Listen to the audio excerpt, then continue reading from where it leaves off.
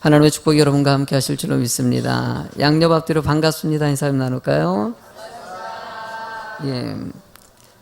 행함이 있는 자녀 교육이라는 제목을 가지고 말씀을 전하도록 하겠습니다. 한번 제목을 읽어볼까요? 행함이 있는 자녀 교육. 아버지랑 아들이랑 야구 구경을 갔다고 합니다. 어떻게 응원하는 팀이 있었기 때문에 모든 경기를 참여할 때 우리 팀이 이겼으면 좋겠다는 마음을 갖고 갔는데 차가 너무나 막히다 보니까 이 경기장이 좀 늦게 갔어요. 이미 1회전이 시작을 해버린 것이에요. 경기장에 들어가서 아들과 아버지가 딱 들어갔는데 경기 스코어를 보니까는 이미 1회전인데 벌써 7대 0이 돼버린 거예요. 이걸 보고 아버지가 너무나 속상해가지고 에이 끝났네 그랬어요. 끝났다고 이미 7대 0이다 그러면 콜드스코어 하거든요. 그러니까 이미 끝났다고 딱 얘기를 하니까 아들이 옆에서 그런 얘기했다고 합니다. 아빠 무슨 말이야, 지금 1회전이잖아. 우리 팀은 시작도 못했다고. 시작도 못했는데 어떻게 갑자기 끝났다고 얘기하냐고. 그건 아들이 아빠가 하는 소리가 봐라고, 7대 0에서 어떻게 이기냐고. 이 상황에서 이길 수 있는 것이 아니라고. 아빠 두고 봐, 우리 팀이 이길 거야. 이 얘기를 듣고 이 방송에서 아빠랑 엄마랑 이게 아버지가 이제 자기 아들과 있었던 얘기를 방송에서 하는데 이 얘기를 딱 내가 듣다 보니까는 그냥 웃자고 한 얘기인 것 같지만은 때로 우리들의 삶이 또 이렇지 않나 라는 생각이 다가옵니다. 우리 인생도요 시작점이 있지 않습니까? 1회 초 같은 느낌이 있어요. 아이들을 볼 때 저는 그런 생각이 더 많이 들어요. 아이들이 1회 초죠. 이제 시작점 아닙니까? 시작도 못한 상태에서 상대방 환경을 보니까는 게임이 안 될 것 같아요. 아이들을 볼 때는 하나도 보면은 지식적으로 그렇고 환경도 그렇고 될 것 같이 보이지 않는 아이들의 모습 보고 이미 끝났다라고 생각해버리는 부모들의 모습들이 있지 않습니까? 어른들의 모습이 있지 않습니까?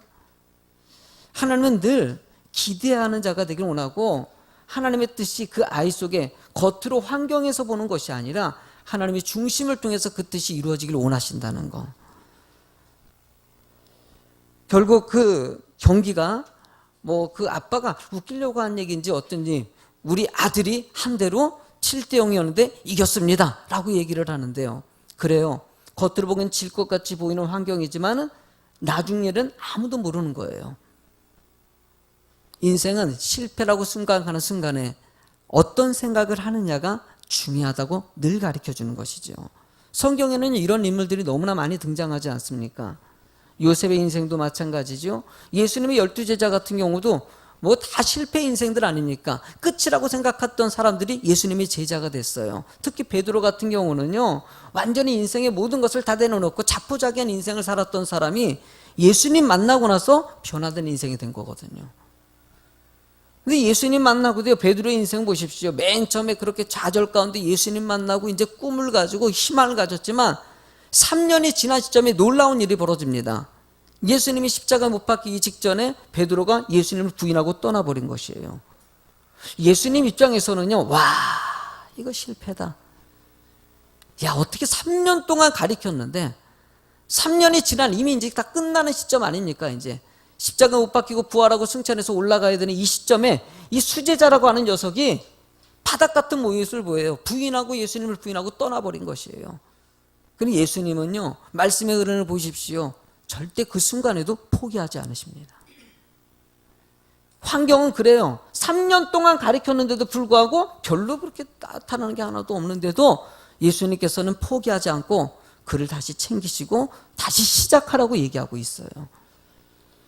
우리 지금 아이들을 볼 때도 여러분들의 시각은 어떻습니까?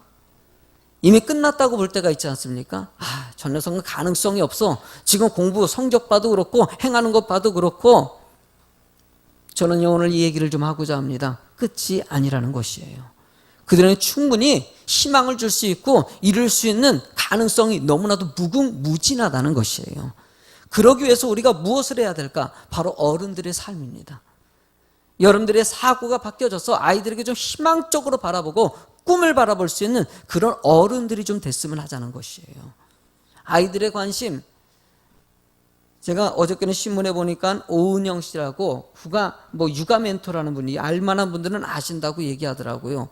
저는 처음 봤어요. 그분의 기사 내용을 보고 나서 내용을 보니까 정말 참신하더라고요. 야, 이런 분이 있었네. 보니까 우리 아이들이 달라졌어요. 거기 이렇게 멘토로 출연해가지고 인기를 끈 뭐 강사라고 얘기를 하더라고요. 박사학위를 받으신 분이시고요. 그분의 길을 쭉 읽어보고 나서 그리고 그런데 관련된 글들을 좀 검색을 해봤어요. 검색해 보니까는 참 대단한 분이시더라고요. 그분이 얘기하고자 하는 것은요, 이제 자꾸 한국에 있는 사람들이라든지 어른들의 사고가 좀 바뀌어야 된다는 거예요. 왜 이렇게 자꾸 안 된다는 생각을 하는지, 불가능하다고 생각을 왜 이렇게 하고 있는지. 근데 가만 그 얘기를 읽다 보니까요, 나도 그러고 있어요. 내 자신도요, 우리 자식, 참 묘한 게 우리 학생들을 보면은요, 꿈과 희망을 보고 늘, 야, 너 가능성 있어. 막 가능성 있어. 내가 이렇게 봐요. 누구든지 아이들이 학생들, 초등학생들 나한테 물어봐도 분명히 이렇게 대답하는데 참 희한해요. 내 자식은 안 돼. 내 자식은 보니까는 날마다 24시간 같이 옆에 있다 보니까는요, 자꾸 안 되는 것 같이 보여지고요. 늘 뭐 게임하고 있고 늘 놀고 있는 것 같이 보이고 저 녀석이 장차 커가지고 뭐가 될까. 그래도 내가 잊지 않고 만날 때마다 아들에게 딸에게 그래요. 너는 하나님이 기뻐하는 사람이 될 거야. 너는 정말 멋진 사람이 될 거야. 말은 해주지만 한쪽 끝도는 될까?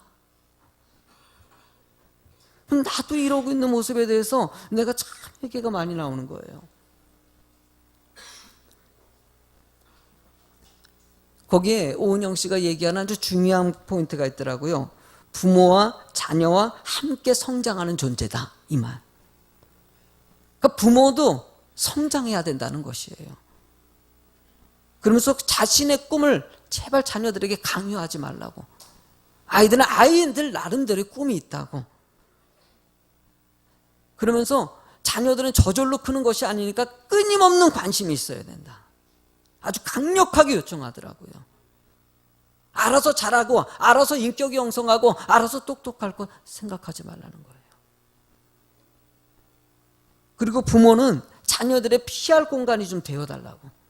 아이들은 지금 너무나 힘들고 좌절이 있을 때 부모에게 좀 의지하고 싶은데 부모가 의지할 수 있는 환경이 안 돼서 너무나 자녀들이 방황하고 그리고 딴 생각을 품는다는 것이에요. 제발 피할 공간이 되어달라고 부모들이.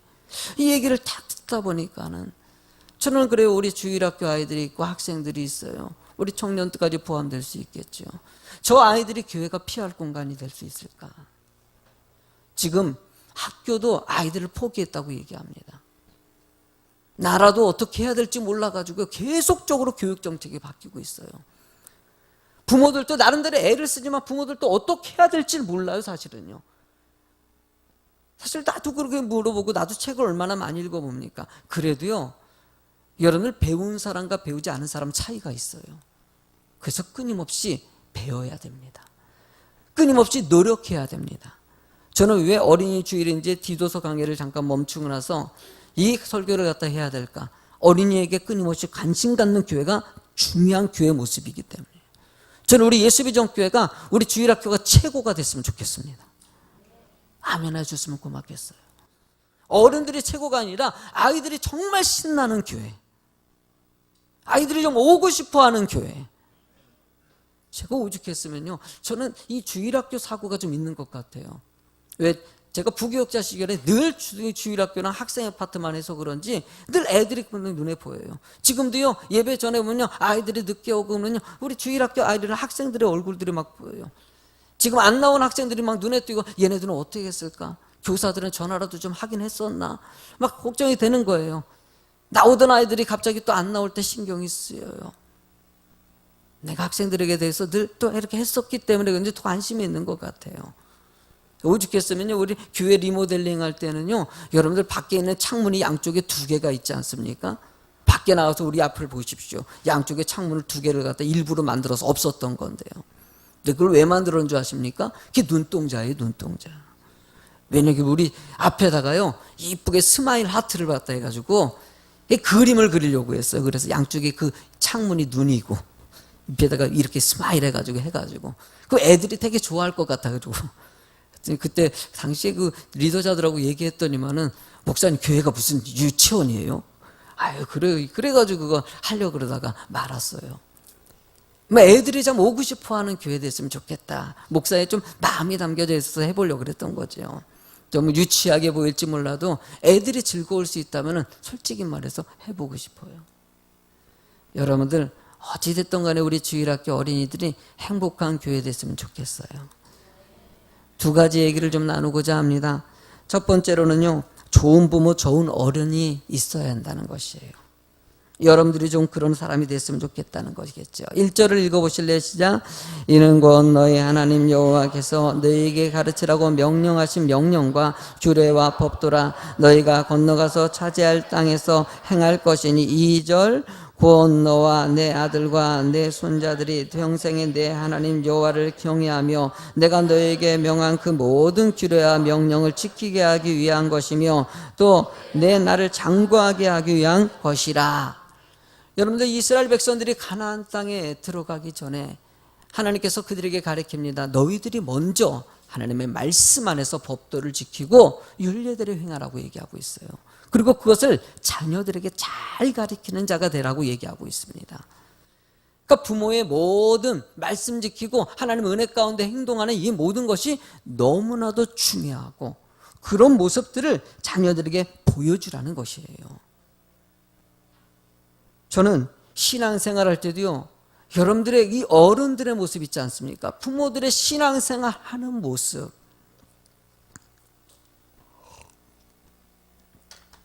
이런 모습이 너무나도 중요한데도 때로는 너무나도 쉽게 놓쳐버릴 때가 있다는 것이에요.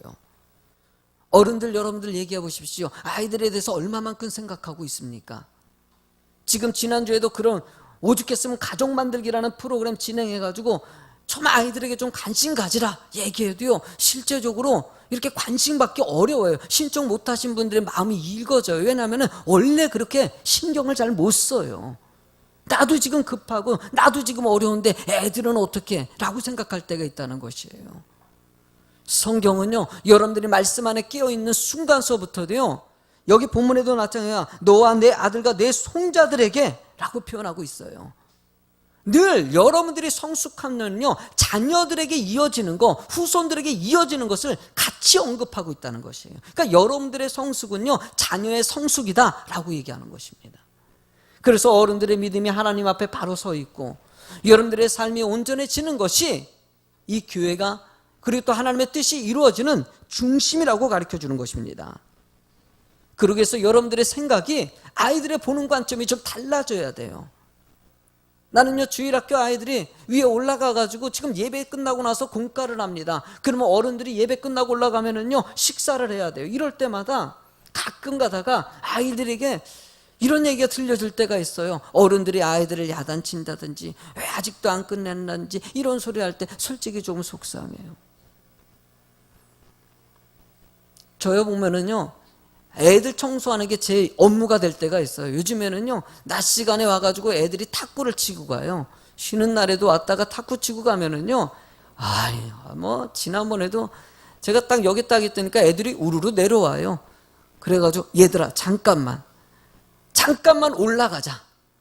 올라가서 딱 될 것 같더니 올라가서 내가 뻔히 알아요. 애들 왔다 가면은요, 난장판이 돼 있어요. 얘들아, 노는 것도 좋지만은 끝나고 갈 때는 방석도 좀 정리해 놓고, 지금 위에 탁구대 위에 지금 의자가 올라가 있지 않냐, 이거 누가 올렸냐, 니네들이 올리지 않았냐 그랬더니 이제 우리가 올렸어요. 그래, 이 의자 올리는 것 좀 내려놓고 이거 해야 되지 않냐.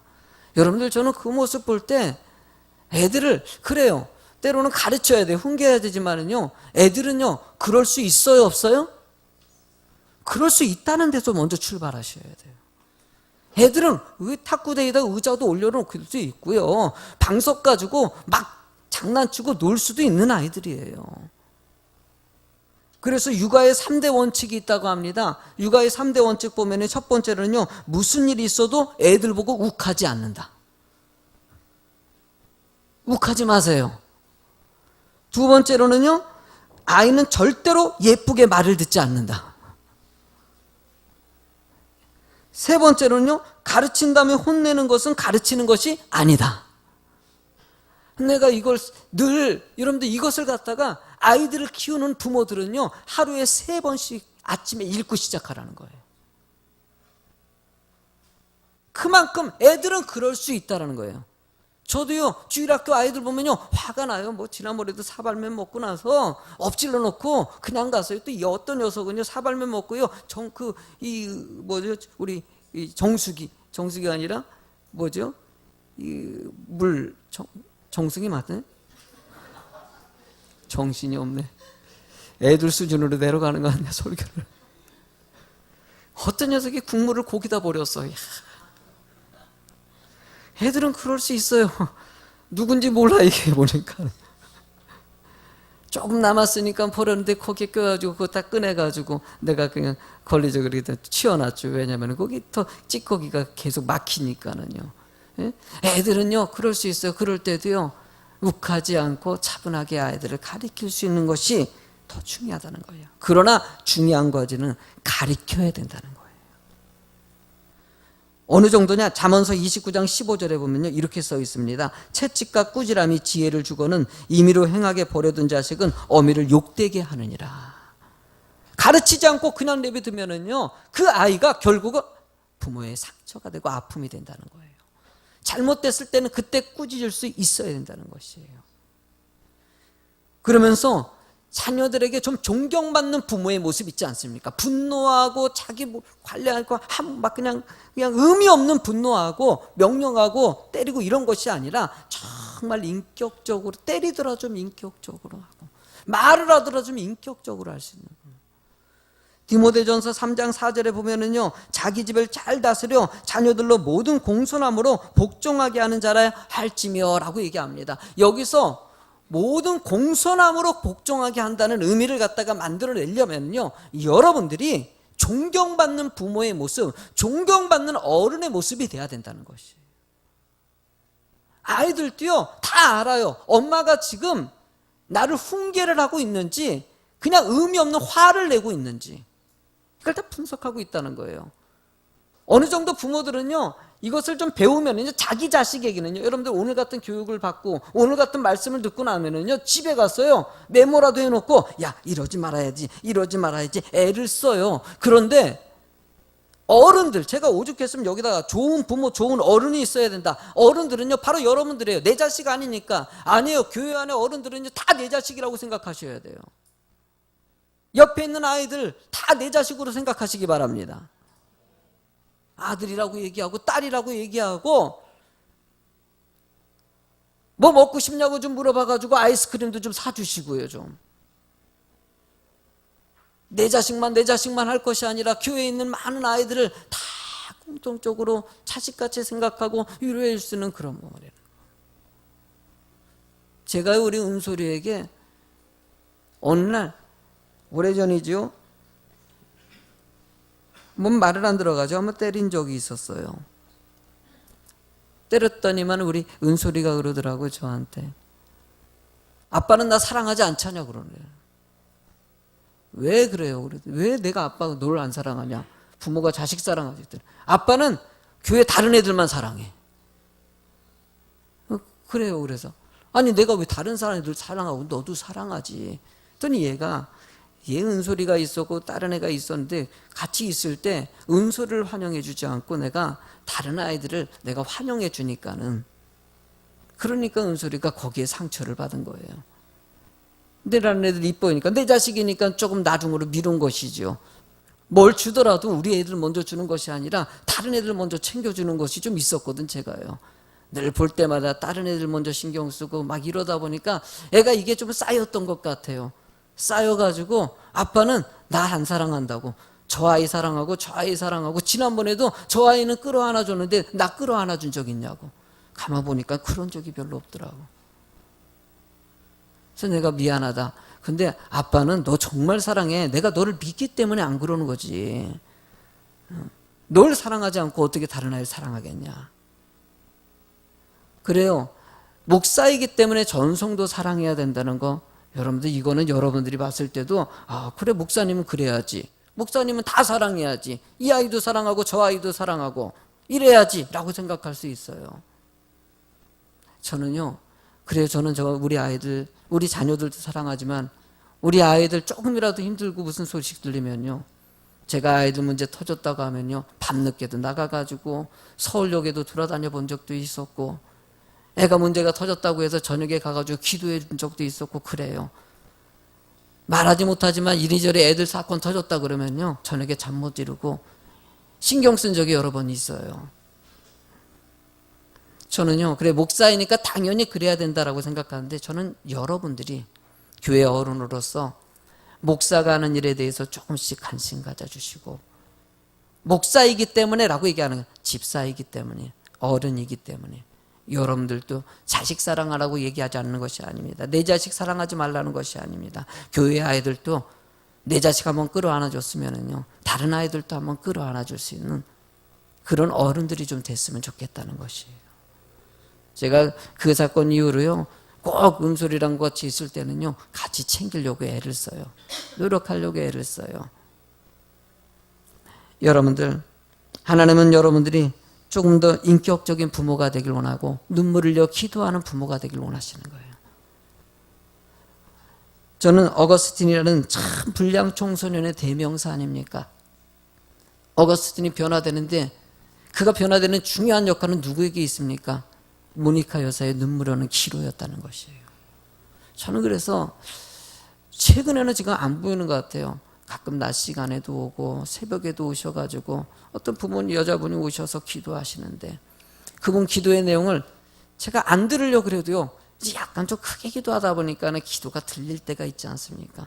보니까는요, 자식 문제 들었더라고요. 물론 남편 문제도 좀 있기를 하지만은요, 자식 문제가 대부분인 것 같아요. 보니까요, 자세한 내용은 알 수가 없겠죠. 뭐 근데 대강 느껴지는 게 그래요. 저는요, 부모가 눈물을 흘려 기도할 때 그 눈물은요, 하늘에 쌓여진다는 거 꼭 잊지 마시기 바랍니다. 저는요, 청소년 파트를 17년 동안 아이들의 모습을 봤어요. 부모들이 눈물을 흘려 기도하는 모습이 있었을 때, 자녀들은요, 그때는 희망이 없는 것 같지만 시간이 지나고 지났을 때 분명히 하나님께서 그 아이를 사랑하시고 열매를 맺게 해주셔요. 그게 부모의 눈물에서 나온다는 것이에요. 두 번째로는요, 말과 행함으로 잘 가르치시기 바랍니다. 7절부터 9절까지 읽어보시겠습니까? 내 자녀에게 부지런히 가르치며 집에 앉았을 때든지 길을 갈 때든지 누워있을 때든지 일어날 때든지 이 말씀을 강론할 것이며, 너는 또 그것을 내 손목에 매어 기호를 삼며 내 미간에 붙여 표를 삼고 또 내 집 문설주와 바깥문에 기록할지니라 라고 얘기합니다. 여러분들 이 말씀 읽다 보니까는요, 세상에 앉았을 때든지 일어났을 때든지 누워있을 때든지 뭘 한다? 말씀을 가르친다는 거예요. 자녀에게 끊임없이 말씀을 가르친다는 것이에요. 그것뿐만이 아니라 이 말씀을 손목에 매어 기호로 삼는다는 거예요. 계속 말씀을 갖다가 복에, 팔에, 여러분들 팔에 묶고 다니면 날마다 봐요 안 봐요? 볼 수밖에 없죠. 그것뿐만이 아니라 내 미간에 붙여, 여기다 붙인다는 거예요. 여기다가 말씀을 붙여놓는다는 것이에요. 쉽게 얘기하면은요, 우리 자녀에게 너 이거 잘못했네, 이 말씀 너 거짓말했는데 성경에는 거짓말하지 말라고 해서 그 말씀에 해당되는 말씀을 갖다가 외우게 만들고 이것을 잊지 말게 하기 위해서 이 말씀을 여기다 붙여놓고 다니게 했다는 거예요. 애 모습을 생각해 보시죠. 앞에 쪽두리 같이 이렇게 붙이고 다니는 모습. 근데 당시에 그만큼 말씀을 잊지 않고 말씀을 늘 생각하게 만들었다는 것이에요. 여러분들 이 말씀이 생각나게 한다는 게 얼마나 중요한지 몰라요. 저는요, 신학교 시절에 제일 힘든 시험이 있었다면은요, 요절 암송하는 거. 세상에 한 학기에 요절을 200개를 암송을 해야 돼요. 아니 200개를 이 숙제를 시험을 냈는데 이 무슨 놈 시험 이런 게 있어. 제가요, 장로교단에서 순복음으로 옮겼거든요. 장로교는요, 논리적인 시험을 하는데 이게 좀 약간 여기 순복음은 다른 게 있어요. 오니까는 이 장로교에서는 기도를 너무 안 하는데, 기도 진짜 안 해요. 거기는요, 그냥 성경만 연구하고 뭐 머리 싸매고 하는 거를 잘하는데, 순복이 오니까는요, 기도를 너무 잘해요.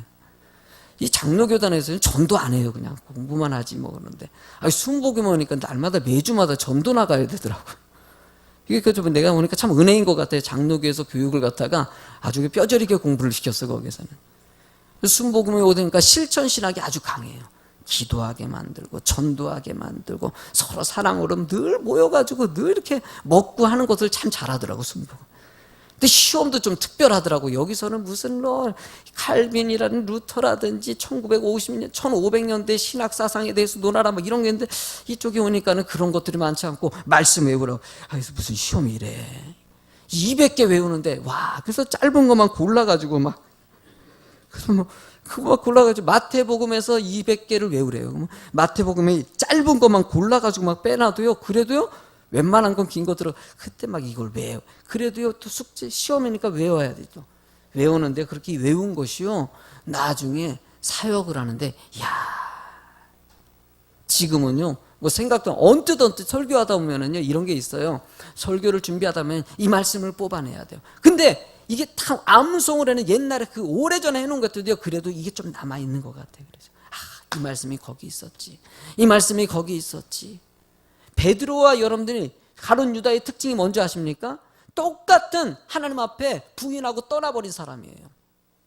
그런데요, 이 가룟 유다 같은 경우는요, 말씀이 떠오르지 않았고요, 베드로는 말씀이 떠올랐다고 얘기해요. 하나님은 중요한 순간에 말씀이 떠오르는 말씀이 생각나는 성도가 되길 원하신다는 거예요.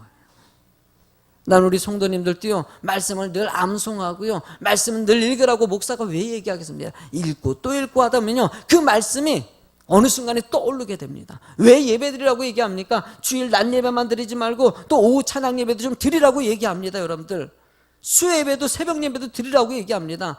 목사님 날마다 그 얘기가 그래요. 그 얘기가 그 얘기인 것 같은데요, 말씀을 듣고 하다 보면요, 여러분들이 힘들고 어려운 순간에도 그 말씀이 떠오르게 돼 있어요. 아이들에게 말씀을 읽게 만들어 주시기 바랍니다. 제가 오늘부로 좀 선포합니다. 주일학교 아이들 성경 읽는 거 훈련시켜 주시기 바랍니다. 말씀 읽게 좀 만들었어요. 어른들이 먼저 읽어주시고 아이들도 읽으라는 것이에요. 여러분들 혹시 제가 성경 읽고 있는 분, 이게 시험 들까? 이게 안 하는 분이 너무 많은가? 여러분들 성경 좀 읽으세요. 여러분들이 좀만 읽어주세요. 여러분들 읽어야지 자녀들에게도 성경 읽으라고 얘기할 수가 있어요. 아마 여러분들이 성경 읽으라고 얘기 못하는 것은, 나도 읽지 않는데 어떻게 자녀에게, 내가 기도하지 않는데 어떻게 자녀에게, 이렇게 될 수 있다는 것이에요. 여러분들이 말씀을 좀 더 읽고 믿음 안에서 잘 가르칠 수 있는, 말씀이 떠오르는 아이가 될 수 있도록 만들어 주시기 바랍니다. 여러분들, 저는 마지막으로 3가지 중요한 것을 좀 얘기하고자 합니다. 여러분들, 이 중요한 3가지, 제가 이번 설교 가운데 아이들에게 그러면 어떤 것을 정말 핵심적으로 가르쳐야 될까? 일단 3가지만 생각했어요. 첫 번째로 본문의 말씀의 배경으로 봐서 5절 말씀같이, 너는 마음을 다하고 뜻을 다하고 힘을 다하여 내 하나님 여호와를 어떻게 해요? 사랑하라. 하나님을 사랑하고, 그리고 또 내 이웃을 내 몸같이 사랑하는 것이에요. 여러분들, 미국의 16대 대통령 아브라함 링컨 있지 않습니까? 세상에 정규 교육을 갖다가 1년도 제대로 못한 사람이에요. 근데 그 어머니 낸시 여사가 늘 가르쳤던 것은요, 성경 말씀이었던 것이에요. 링컨이 9살이 됐을 때 엄마가 죽게 됩니다. 낸시 여사가 죽으면서 아들에게 당부한 것은, 너 얘야, 너 예배 놓지 말아야 된다. 너 말씀만큼은 절대 놓지 말아야 된다.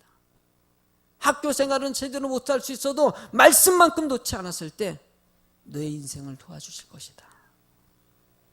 정규교육을 받지 못했던 링컨이었지만 전 세계 정치사에 위대한 지도자로 남을 수 있는 하나님의 사람이 되지 않습니까?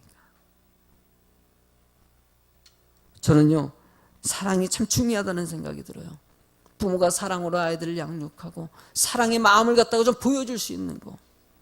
저는 제가 어렸을 때 우리 어머니의 기도하는 모습에 대해서 제가 목회할 적마다 가끔 가다가 저에게 이렇게 목회 잘한다는, 제가 뭐 잘하는 것도 아니지만 그래도 조금 잘하는 구석이 좀 있는지 그냥 그것 좀 잘한다는 소식을 가끔 들을 때마다 내가 정말 잘난 것도 없고 부족한 것도 많은데, 그런 모습 때나 그런 좀 잘 되는 것은요, 어머니의 기도 때문이라는 생각이 너무나 많이 들어요. 어머니의 기도예요. 우리 어머니 정말 기도 많이 하셨어요. 우리 어머님은요, 잘 살지는 못하셨어요. 내가 보니까 늘 떡이고 다니고 힘들었고요. 그 고생하시고 하시다가 결국은 좀 행복할 만할 때 암 걸리셔가지고 투병하시고 하늘나라 가셨어요. 우리 어머님이 좀 누렸어야 되는데 좀 더 누린 것이 거의 없어요. 그래요. 여러분들이 봤을 땐 여러분들의 삶이 정말 척박하고 힘들게 느껴질 수 있어요. 내 삶은 왜 이러지? 여러분들 그래도 하나님께 기도하시기 바랍니다. 여러분들의 삶이 아니라 여러분들의 자녀 때 놀라운 역사가 일어날 줄로 믿습니다. 저는요, 어렸을 때 제가 주일학교 때는 신앙생활을 그 엄마 따라서 다녔던 얘기를 하지 않았습니까? 그때 잊혀지는 주일학교 예배 시간에 불렀던 찬양이에요. 나의 사랑하는 채 비록 헤어졌으나 어머님의 무릎 위에 앉아서 재미있게 듣던 말 그때 일을 지금도 내가 잊지 않고 기억합니다. 귀하고 귀하다 우리 어머니가 들려주시던 재미있게 듣던 말 이 책 중에 있으니 이 성경 심히 사랑합니다. 아멘. 부모들에게 이런 마음이 좀 있었으면 좋겠어요. 아이들에게 말씀을 읽어줄 수 있는 마음. 두 번째로요, 정직과 진실이 있었으면 좋겠어요. 아이들에게. 시편 112장 4절에 보면요, 정직한 자들에게는 흑암 중에 빛이 일어나나니 그는 자비롭고 국률이 많으며 의로운 이로다 라고 얘기합니다. 정직한 자에게 진정한 빛이 나고요, 세상을 자비롭고 국률하게 만들고 평화롭게 만들 수 있는 길이 된다는 것이에요. 여러분들 이번에 대통령 선거 어린이날을 위기해 가지고요, 신문에 보니까는 후보의 자질에 대해서 아이들 1,000명을 대상으로 설문조사를 했더라고요.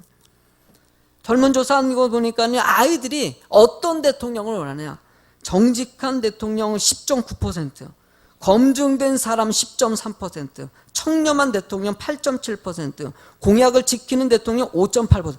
여러분들 아이들도 다 생각이 있어요. 거기다가 가장 중요한 것은 무엇이냐라고 했더니 도덕성이 32.3%, 국민과의 소통이 20.5%, 인간성이 12.3%, 청렴이 11.7%, 공약이 9.8%. 여러분들 애들 같은데도요, 초등학생, 중학생 다 알 거 알아요. 정직해야 된다는 거. 여러분들 그만큼 아이들이 그런 생각한다는 것은 뭘 뜻합니까? 그만큼 정직하지 않았다는 것을 얘기하는 거예요. 여러분들 올바르지 않았다는 것을 얘기합니다. 여러분들도 그러지 않습니까? 자녀들에게는요, 여러분 공중도덕 지키라고 하고 빨간 신호등에 빨리 건너가자고 그냥 가지 않습니까? 여러분들은 지키지 않으면서 자녀들이 그런 모습 보일 때가 얼마나 많아요. 예수 믿는 사람들 여러분들은 어떻습니까? 정말 잘 지키십니까? 여러분들 세 번째로 온유와 겸손이 있기를 원합니다. 아이들에게 가르치십시오. 온유와 겸손을 가르치십시오. 마태복음 11장 29절에 보면은요, 나는 마음이 온유하고 겸손하니 나의 멍에를 메고 내게 배우라. 그리하면 너희 마음이 쉼을 얻으리라. 아이들에게 평안의 삶을 갖다 공급할 수 있는 사람이 되는 것은 온유를 가리키는 것이에요. 모든 것을 수용할 수 있고 받아들일 수 있는 능력을 가리키는 것이에요. 여러분들 하우로우 실험이라는 것이 있습니다. 하우로우 박스가 연구한 건데, 이 원숭이를 키우면서 원숭이 어미의 젖주는 모습을 갖다가 모형으로 만든 것이에요. 철제로 딱딱하게 만들어 놓고 거기다 우유병 꽂아 놓고 한쪽에서는 부드러운 천을 놓고 우유병을 꽂아 놓은 거예요. 맨 처음에 새끼 원숭이들이 와가지고 철제로 된 데도 가서 우유병을 먹습니다. 근데 거기 분위기가 딱딱한 것이에요. 똑같은 모형이지만 좀 차갑게 느껴지니까 거기 안 가고 계속적으로 천이 있고 부드러운 곳에 가서 우유를 먹더라는 것이에요. 하다못해 미물들도요, 좀 부드러운 걸 좋아한다는 것이에요. 성공적인 인생을 살아가는 사람들의 특징은요, 온유가 담겨져 있어요. 감정을 다스리고 어떻게 분노하지 않고 모든 것을 수용할 수 있는 능력이 있지 않습니까? 그러려니 하고 받아들일 수 있는 이해력, 그런 사람들에게 사람이 모이게 돼 있어요. 어울리게 돼 있다는 것이에요. 늘 친구 많은 사람 되기를 원하는데 알고 보니까 부모가 가르치지 않은 것이에요. 오늘을 가르치지 않아놓고 늘 분노하고 자기밖에 모르는 것만 가르쳐 놓으니까 아이들이 남을 생각하지 않는 것이에요. 여러분들에게 온유가 먼저 부모님에게 심어주시기 바랍니다. 그리고 자녀에게 그 온유한 모습을 보여줘서 진정한 아름답고 멋진 아이들이 잘 자라나서 이 나라와 이 교회의 기둥이 되길 주의 이름으로 축원합니다.